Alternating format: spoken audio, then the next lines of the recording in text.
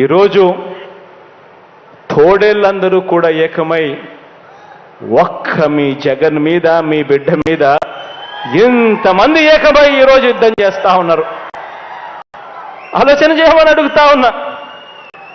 ఈరోజు చంద్రబాబుకి కానీ, దత్తపుత్రుడికి కానీ వీళ్ళెవ్వరికీ కూడా ఒంటరిగా పోటీ చేసే సత్తా వీళ్ళిద్దరిలో ఎవరికీ లేదు. కారణం, ప్రజలకు మంచి చేసిన చరిత్ర వీరికి లేదు కాబట్టి వీళ్లకు అన్ని చోట్ల పోటీ చేసే సత్తా లేదు. ఈరోజు అందుకే వీళ్ళందరూ కూడా నమ్ముకున్నది ఏమిటి అంటే వంచనను, మోసాన్ని ఈరోజు వీళ్ళందరూ నమ్ముకుంటా ఉన్నారు.